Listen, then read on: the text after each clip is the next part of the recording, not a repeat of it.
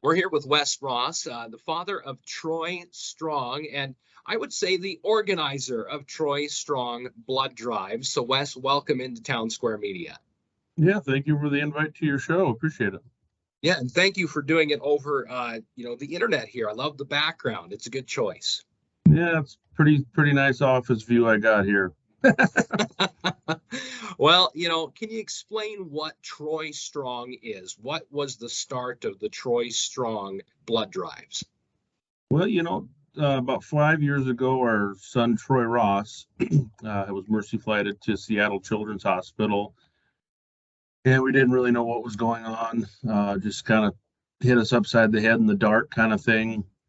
And what we found out after 2 weeks of he was sedated, intubated, the whole works. It was pretty dark times. We thought it was leukemia. We thought it was cancer, all sorts of things, negative. And they flew in a specialist to read a lung biopsy they had done on him. And it took so long to get diagnosed because there was only 8 kids in the entire country that they knew of with this condition. They call it pulmonary capillaritis. So a super ultra rare autoimmune disorder. And what it was doing, his immune system was attacking his interior lung tissue like a virus and causing him to bleed internally. So had some dark times, 2017, good part of 18. We didn't know if we'd have a son. And so how Troy Strong came about was just our son's a fighter, always been a little spitfire.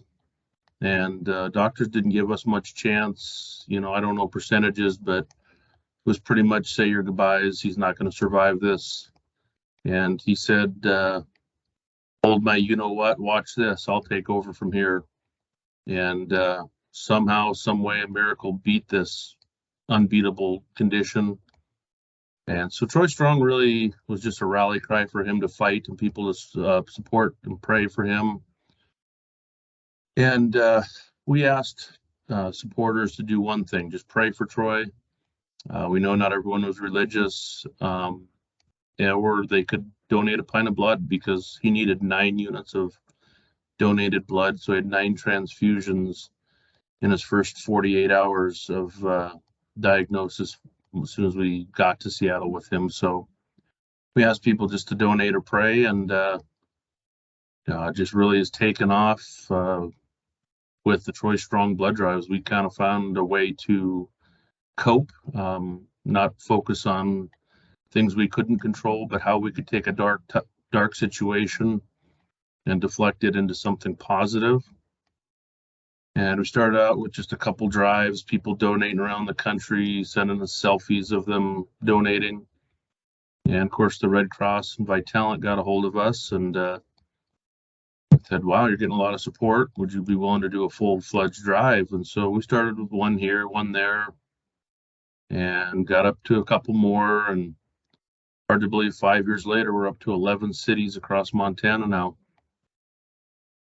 Yeah, that is a wild thing to see. You've been going this week so far. You've went through Bozeman and Billings, Havre, Helena, Kalispell. Today alone, Great Falls and Missoula. Tomorrow, even more. Tell us about it.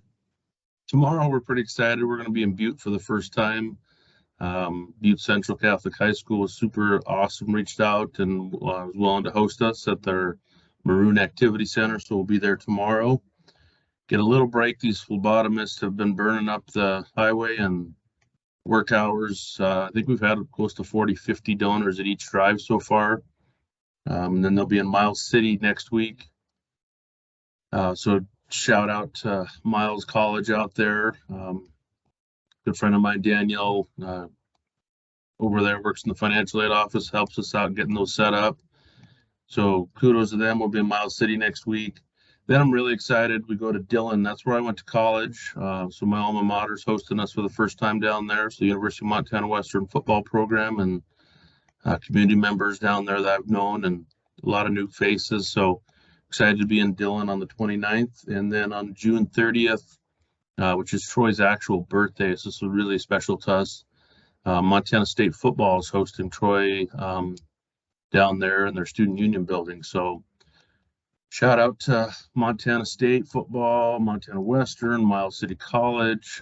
Just things are going fast and furious, and hopefully next year we'll be in 2 different states. I've got some folks in Denver and Seattle area that are interested in hosting TroyStrong Drives. So amazing thing, Wes. But you know, that looking down that list, I'm from Miles City. I know the good people over Miles Community College. Plenty of friends in Butte. One thing I want to make sure when you go to donate blood, some of the places have a code. Like Butte requires that you use code Troy for it to be tracked. Dillon is TroyStrong, all one word, and Bozeman TroyStrong. So make sure people can use that. But Wes, I know you've got to get going because you've got a day full of TroyStrong events to keep this good event going for many years to come. So thank you for talking with us, and we'll make sure to keep getting the word out. I appreciate the time in the show. Thank you.